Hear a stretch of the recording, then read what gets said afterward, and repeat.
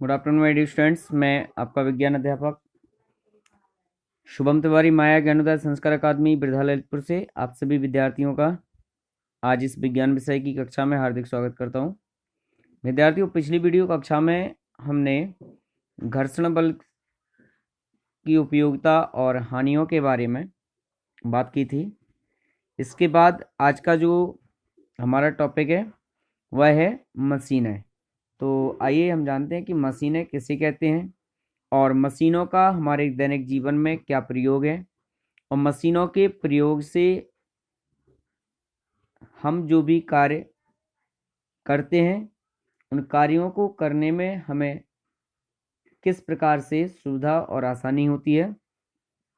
तो आइए जानते हैं मशीनों के बारे में। मशीन किसे कहते हैं और कितने प्रकार की होती हैं, और विभिन्न प्रकार की मशीनों का दैनिक जीवन में उपयोग क्या है। तो विद्यार्थी, मशीन का अर्थ क्या है? कोई भी एक ऐसा उपकरण, कोई भी एक ऐसा यंत्र जिसकी सहायता से अगर हम किसी कार्य को करते हैं तो वह कार्य बड़ी ही सरलता और आसानी से और जल्दी हो जाता है। जैसे एक जगह गेहूं के 50 बोरे रखे हुए हैं। 50 बोरियां एक जगह गेहूं की रखी हुई हैं। अब अगर हम उन बोरियों को एक जगह से दूसरे जगह पर ले जाना चाहते हैं, जैसे यहां पर कोई सामान रखा है, एक स्थान ये है, यहां कोई सामान रखा है और इस सामान को उठा करके हमें यहां तक ले जाना है और बीच की दूरी 500 मीटर है। कितना मीटर है? 500 मीटर। यहां 50 बोरियां गेहूं की रखी हैं। उन 50 बोरियों को उठा करके 500 मीटर की दूरी पर ले जा करके दूसरे स्थान पर बी पर रखना है। अब अगर हम किसी व्यक्ति को यह काम करने के लिए कहेंगे तो एक तो उसे अधिक बल लगा करके कार्य करना पड़ेगा, मेहनत ज़्यादा करनी पड़ेगी और काम भी देरी से हो पाएगा। अर्थात इस 50 बोरियों को रखने में कम से कम कुछ नहीं तो 2-3 घंटे का समय लग जाएगा। अब यही काम हम मशीन के द्वारा, किसी यंत्र उपकरण के द्वारा रखें या वेट लिफ्टिंग मशीन जो आती हैं उसके द्वारा करें, या किसी व्यक्ति द्वारा इसको हम ट्रैक्टर ट्राली के माध्यम से उठा करके दूसरी जगह रखवाएं, तो यह कार्य करने में कितना समय लगेगा? मात्र हो सकता है 1 घंटे ही लगे। तो तात्पर्य यह है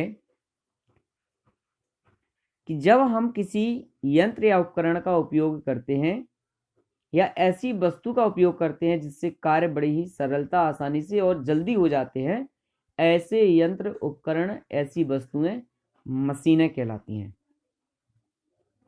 दूसरा उदाहरण यहां पर हम एक कर सकते हैं कील का। जैसे कील को हमें दीवार में ठोकना है, लगाना है। इस कील को आप हाथ से पकड़ करके दीवार में इस प्रकार ऐंठते रहिए, आपको महीनों लग जाएगा एक कील को दीवार में अंदर लगाने में, या घंटों भी लग सकते हैं, दिन भी कई दिन लग सकते हैं। लेकिन जब उसी कील पर हम हथौड़े का प्रयोग करके मार लगाते हैं, हथौड़े से उसको ठोकते हैं, तो वह कील दीवार में बहुत जल्दी अंदर घुस जाती है। तो हथौड़े ने कील को दीवार में ठोकने के लिए हमारी मदद की, सहायता की और काम जल्दी भी हो गया। तो हथौड़ा भी एक प्रकार की मशीन हुआ। पेंचकसों को आपने देखा होगा, जिससे हम पेंच कसते हैं, स्क्रू कसते हैं। तो स्क्रू कसने के लिए हम पेंचकस का प्रयोग करते हैं। तो पेंचकस भी हमारे लिए एक प्रकार की मशीन ही है।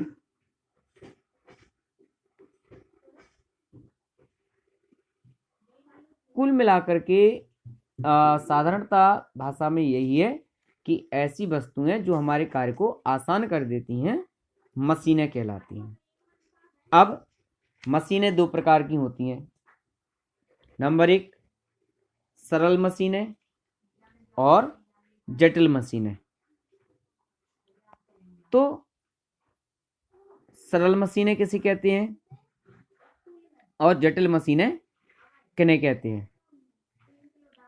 सरल मशीनें ऐसे साधन हैं, ऐसी वस्तुएं हैं जिन्हें हम आसानी से प्रयोग में ला सकते हैं, जिन्हें हम एक स्थान से दूसरे स्थान पर आसानी से ले जा सकते हैं, ले आ सकते हैं। ऐसे संसाधन, ऐसे साधन, ऐसी वस्तुएं जिनको ऑपरेट करना या जिनको चलाना बहुत ही आसान होता है। बिना किसी नॉलेज के हम इन्हें उपयोग में ला सकते हैं, अर्थात इनके बारे में कोई ज़्यादा जानकारी रखने की आवश्यकता नहीं होती है। थोड़ा सावधानी और थोड़ी सी जानकारी रखने की आवश्यकता होती है, तो इस प्रकार की मशीनों को हम ऑपरेट भी कर सकते हैं। तो ऐसी मशीनें क्या कहलाती हैं? हमारी सरल मशीनें कहलाती हैं। सरल मशीनों के जो प्रकार हैं, जैसे उत्तोलक, पेंच, झुका हुआ तल या समतल, गिरनी और पहिया एवं धुरी।